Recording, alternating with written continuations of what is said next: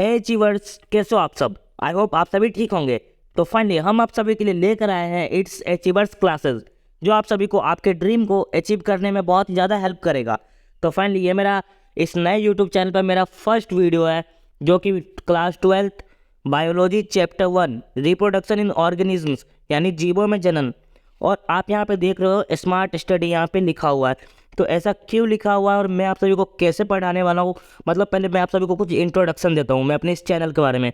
अपने ऊपर किसी और दिन बताऊँगा, है ना। तो पहले अभी मैं आप सभी को अपने चैनल के बारे में इंट्रोडक्शन देता हूँ।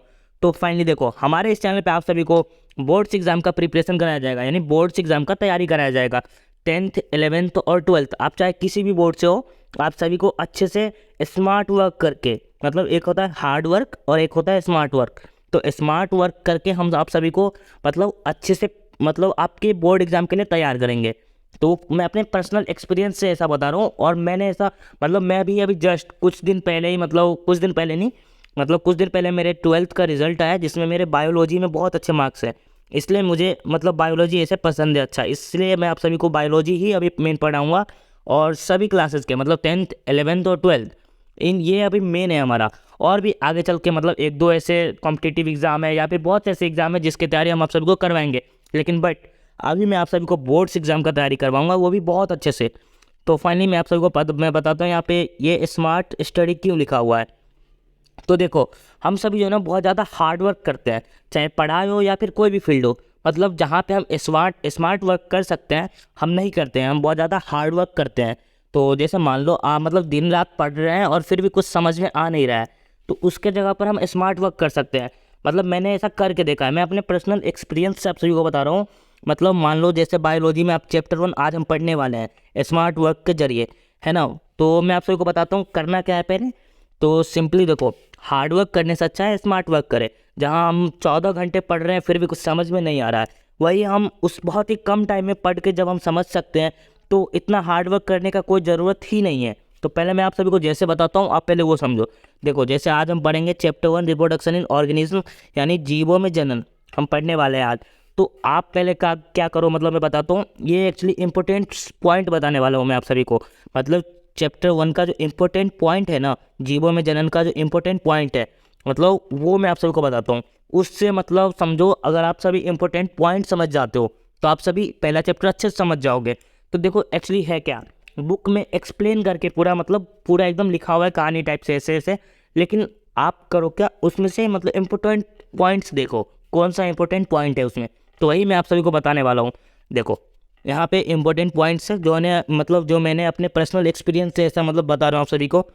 तो इंपॉर्टेंट पॉइंट्स यही सब है, देखो इधर। मतलब अभी और भी इंपॉर्टेंट पॉइंट्स जो मैं आप सभी को मतलब बताऊंगा। तो फाइनली आप सुनो, पहले आपको करना क्या है।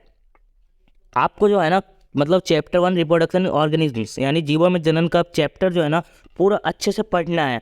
वो पढ़ने के बाद आप जो भी समझो उसको आप एक कॉपी में उतार लो। मतलब उसमें बहुत सारे ऐसे पॉइंट्स हैं, जैसे कि मैंने यहाँ पे बना रखा है, जैसे अलैंगिक जनन हो गया, लैंगिक जनन हो गया, विभाजन हो गया, मुकुलन हो गया, ऐसे ही बहुत से इंपॉर्टेंट पॉइंट्स है उसमें।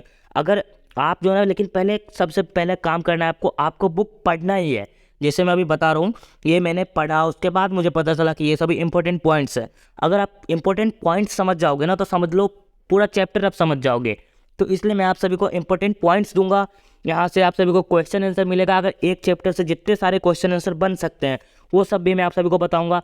मतलब स्मार्ट वर्क करना है हमें, और आप खुद घर बैठे सेल्फ स्टडी करके और हमारी मदद से और आप खुद के मदद से मतलब आप अच्छे मार्क्स गेन कर सकते हो, है ना। मैं अपने एक्सपीरियंस से बता रहा हूँ। जैसा कि मतलब मेरा अभी 1-2 महीने पहले ही मतलब मेरा 12th का बोर्ड एग्जाम ख़त्म हुआ है। तो मैंने बायोलॉजी में स्मार्ट वर्क किया था, तो उसमें मार्क्स भी अच्छा आए। और बाकी सब में हार्ड वर्क किया था, तो बायोलॉजी के मुकाबले उस समय बहुत कम मार्क्स आए हैं। तो इसलिए स्मार्ट वर्क करें हम, क्योंकि स्मार्ट वर्क करने से टाइम भी बच रहा है और बहुत कुछ हो रहा है। तो फाइनली आप सभी पहले आओ, आप सभी को मैं इंपॉर्टेंट पॉइंट्स बताता हूँ। उससे पहले आप सभी को खुद भी बहुत कुछ करना है। आप सभी को पहले चैप्टर 1 रिप्रोडक्शन इन ऑर्गेनिज्म यानी जीवों में जनन आप सभी को पढ़ना है, पहले अच्छे से पूरा चैप्टर पढ़ना है। और अगर आप सभी को इंपॉर्टेंट पॉइंट्स खोजने में अगर प्रॉब्लम हो रहा है, तो वो मैं आप सभी को सभी चैप्टर्स का बता दूंगा। तो फाइनली चलो स्टार्ट करते हैं हमारा आज का वीडियो। तो देखो, इंपॉर्टेंट पॉइंट्स ये है कि पूरे बुक से मैंने इंपॉर्टेंट पॉइंट जो है ना वो खोज कर यहाँ पे आप सभी के सामने में ला रहा हूँ। आप सभी कॉपी कलम लेके बैठो और लिख लेना ये सब, है ना। और देखो समझो, जैसे ही आप ये समझ जाओगे ना कुछ इंपॉर्टेंट पॉइंट जो है पूरे एक चैप्टर का, तो आप समझो मतलब पूरा चैप्टर समझ जाओगे। तो चलो सिंपली स्टार्ट करते हैं। तो हमारा फर्स्ट पॉइंट है लैंगिक जनन और सेक्सुअल रिप्रोडक्शन। और सेक्सुअल रिप्रोडक्शन में संतान की उत्पत्ति लैंगिक अंगों के अतिरिक्त शरीर के किसी अन्य भाग से होती है। निम्नतर पौधों तथा प्राणियों में जनन की यही सामान्य प्रक्रिया है, लैंगिक जनन। दूसरा पॉइंट लैंगिक जनन यानी सेक्सुअल रिप्रोडक्शन। सेक्सुअल रिप्रोडक्शन ऐसा प्रारूप होता है जिसमें दो सेक्स यानी दो लिंग नर और मादा निहित होते हैं। यह जनन पौधों और प्राणियों दोनों में होते हैं। तो फाइनली थर्ड पॉइंट है हमारा विभाजन। विभाजन दो प्रकार का होता है, द्वि विभाजन तथा बहुविभाजन। तो ये सभी पॉइंट्स जो है ना मैंने बुक से खोज के लिखा है, मैं पढ़ा जैसे उसके बाद मैंने खोज के आप सभी को मैं बता रहा हूँ। तो अगर आप ये सब समझ जाते हो ना तो आप सब जो पूरा चैप्टर समझ जाओगे। नेक्स्ट है मुकुलन।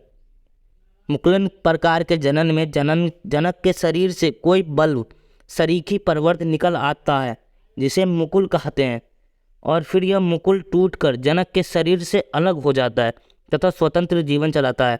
यानी कि यह मतलब जो है ना मुकुल टूटकर जनक के शरीर से अलग हो जाता है और स्वतंत्र हो जाता है। नेक्स्ट है पुनरुद्भवन, रीजनरेशन और विखंडन यानी फ्रेगमेंटेशन।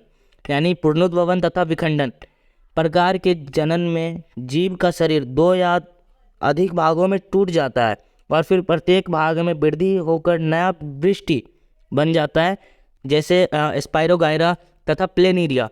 तो ऐसे ही मैंने पूरे चैप्टर से बहुत सारे ऐसे इंपॉर्टेंट पॉइंट्स खोजे हैं, लेकिन आप सभी को भी यार करना है मेहनत। आप सभी पहले बुक मतलब पूरा चैप्टर अच्छे से पढ़ लो।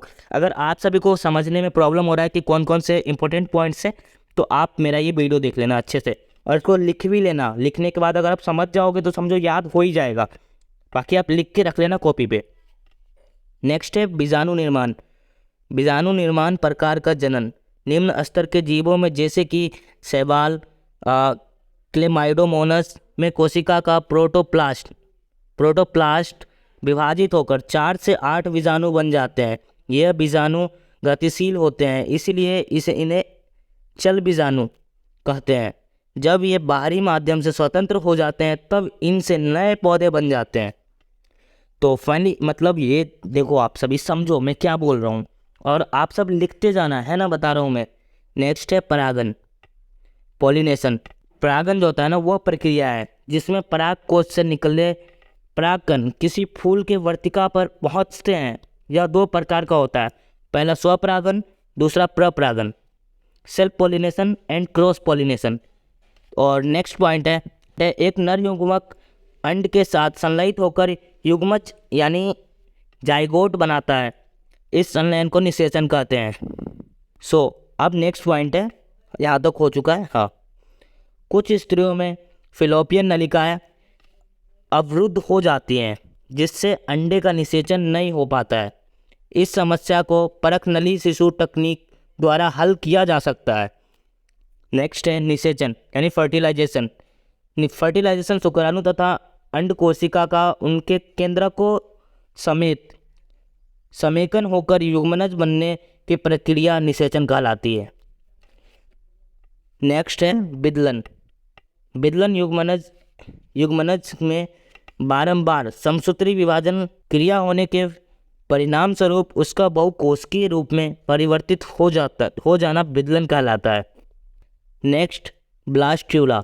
इस बहुकोशिकीय रूप में अंदर की ओर एक गुहा बन जाती है जिसे ब्लास्टोसोल कहते हैं। मोरुला की कोशिकाएं इस प्रकार व्यवस्थित हो जाती हैं कि कोशिकाओं की एक परत ब्लास्टोसोल को घेरे रहती है। इस अवस्था को ब्लास्ट्यूला कहते हैं। तो फाइनली गाइस, ये थे कुछ इंपॉर्टेंट पॉइंट। अभी और भी पॉइंट्स है इसी मतलब चैप्टर 1 के ही, जो मैं आप सभी को नेक्स्ट वीडियो में बताऊंगा। और नेक्स्ट वीडियो बहुत ही जल्दी आने ही वाला है, तो आप सभी नेक्स्ट वीडियो ज़रूर से देखना। तो आप सभी आई होप अपने कॉपी पर लिख रहे होंगे और आप सभी को समझ में भी आ रहा होगा। तो ऐसे ही देखो, आप सभी को भी करना है, पहले आप सभी को बुक पढ़ लेना है।